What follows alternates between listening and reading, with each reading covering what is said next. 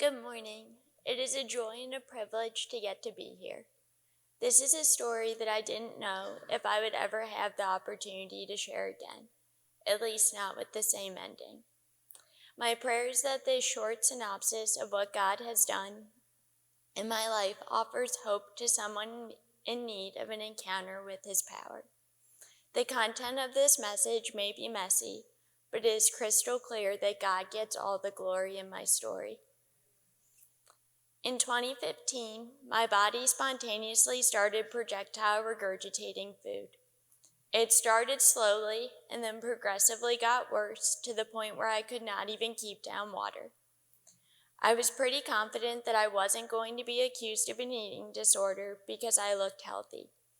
I was heartbroken when I was accused of being bulimic at the very first appointment that my mom and I went to with the GI doctor. I'm so grateful that when I look back on my story, that God never allowed other people not believing me to become a barrier to what He was ultimately going to do in my life.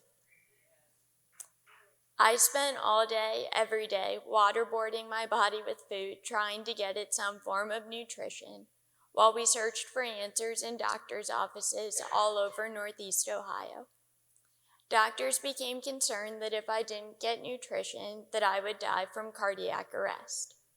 So 9 months later, I was admitted to the Cleveland Clinic, where a feeding tube was inserted in my small intestine. I was discharged from the hospital after 2 weeks with a new appendage, but no answers. The feeding tube didn't lead to any degree of healing, and by August, I was ready to be done with it. So I pulled it out in my bathroom, and I promised God that I would eat and regurgitate food as long as He was willing to keep me here. The doctor said I wouldn't last a week. That's what I was anticipating, and then days kept going by, and then turning into weeks, and then months, and by December, I was still here. During that month, God gave me a glimmer of hope that He was going to fully heal my body. I was sad and confused when any positive progress that my body made disappeared within 3 weeks. I maintained hope that healing was in my future. While I waited, I returned to eating and regurgitating copious amounts of food. I had to eat in my bedroom because of my puppy Bentley. He doesn't have a very refined palate and would have eaten the food that my body rejected if he gained access to the pots filled with the undigested food, which, despite my dad's best efforts, did happen on a few occasions. God supernaturally sustained my body and my parents' bank account as it continued to reject any attempt to nourish it the normal way. I reached a plateau where I was treading water. Nothing was improving, but I wasn't worse either. God gave me the faith to remain steadfast and not give in to the pressure to shortcut the process with experimental surgeries that were more likely to create new problems instead of solve the current one. I was confident if His will was to heal me, that He would do it in His timing, in His way. The greatest demonstration of God's power in my life took place in my heart and my home. Can you show the photo, please? Other one. It was through the breaking of my body that He saved not only me, but my brother Matt and my mom and dad. Our story was very ordinary and borderline boring until Jesus transformed it into something extraordinary. While we were sad that I was sick, we boldly believed that the pain was worth it because of how we encountered Him through it. It was more than enough that He revealed and healed our spiritual sickness, even if He never healed my body of physical sickness on earth. I believed that I would see their smiling faces and be wrapped in their arms again, even when my eyes flooded with tears at the thought of having to temporarily say goodbye to them.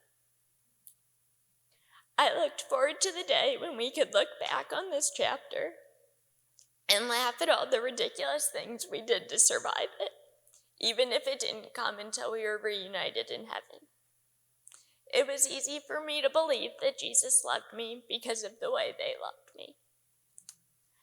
The hope of healing that I had from December of 2016 was dwindling by July of 2020 when my body transitioned out of the treading water phase into a tsunami.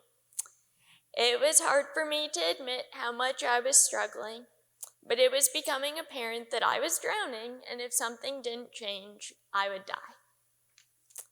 I will never forget being rocked by my mom in a chair on our patio on a warm, sunny day over 4th of July weekend in 2020. The words she whispered in my ear were hard to hear, but I know they were even harder for her to say. She told me how much she loved being my mom, and that it was okay if I was ready to stop swimming and rest.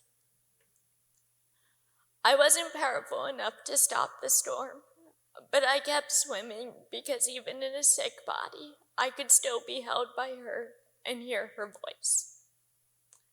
I was grateful I already knew the one who had the power to save me, which was Jesus, but I needed to ask him. Turns out it takes a lot more strength to surrender than to swim. You may have assumed that I had already been doing that, given that I'd been sick for nearly 6 years by that time. And if you could put up the other photo, please. And given my appearance, it seemed like I wouldn't have any other option but to be on my knees in prayer. It was really hard to ask my Heavenly Father to heal me. I put limits on God's goodness, and I am grateful He helped me to see it. The good gifts He had given me in the past didn't prevent Him from using His power to heal me if that was His will, but I needed to ask Him to do it. God surprised all of us when He chose to complete the healing here on July 20th of 2020. It took a bit to be fully restored to health after nearly 6 years of starvation, but I didn't regurgitate food again.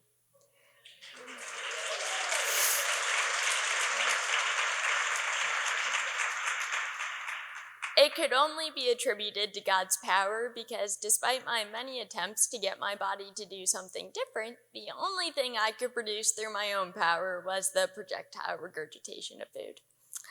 I told my story to anyone with ears the following 2 years. I was in awe of what God had done. Then, 6 days after celebrating the 2-year healing anniversary, with a surprise party that included many of my favorite things, God, glitter, people, and hot pink, I got an extra surprise. But this one definitely did not sparkle. My first encounter with COVID. The virus threw my body back into a relapse of this mystery illness. One of the good gifts God gave me was faith-filled friends with a good sense of humor, like my sparkle sister, Emily, who is sitting here in the audience. I feared that God wouldn't heal me here this time because hope hurts, and I was scared to be excited or trust that it could happen again. I knew God had the power to heal me, but in my human mind, it would have made more sense to protect me from having it happen again than to have to heal it again, but I've been wrong about a lot of things, so we can just add this to the list. I feared that God wouldn't heal me here this time, so I frequently talked about my funeral requests with her. She promised to put my hair in the bougiest of braids when I was placed in my casket, and would make sure there was a motion detector outside of my gravestone that covered people in glitter when they walked by it. All joking aside, God gave her the grace to accept when I asked her to take care of my family, especially my mom if it turned out that God was calling me home to heaven. Before I got sick the first time, I wanted to live a beautiful story, but I didn't know how to get there. This is why I thought that God's plan for my life after He healed me included writing books. The main character, a girl named Grace who loved to leave glitter all over the place, was inspired by who He transformed me into after I encountered Jesus. I wrote in my notebook that getting to be Grace was even better than writing about her when I became sick for the second time without having completed it. My story became one fueled by faith instead of fear and covered in glitter when I gave it to Jesus. It is only by his power that I have experienced more joy in the past 10 years than in the previous 20, despite most of them being lived in a broken body. There are a lot of things that I didn't and still don't understand about prayer and God's power. But I did know that he had been and would continue to be faithful to get me where I needed to be when I needed to be there and give me everything I needed spiritually, mentally, emotionally, and physically to do whatever he asked of me. And if I ever forget, I have a necklace that says I can do all things through Christ who strengthens me. The chapters where my body didn't digest food contain some of my most meaningful moments with my family and friends. And the result of them, a deeper awareness of my dependence on Jesus, was worth it.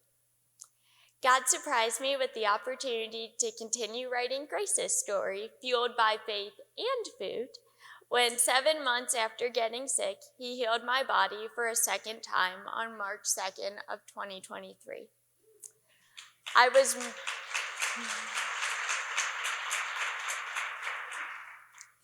was much quicker to ask for healing this time. Slower than some other people in my life, like Emily, but a lot faster than I was the first time. I didn't want to look back, regardless of the outcome, and be the only person putting limits on God's power by not asking him for another miracle. While the details of what God will do in the in-between part of Grace's story, which is really my story, remain a mystery, her sparkle mission in this life and the one to come is crystal clear: to live fearlessly because he's faithful and point people to the powerful, perfect love that can only be found in Jesus.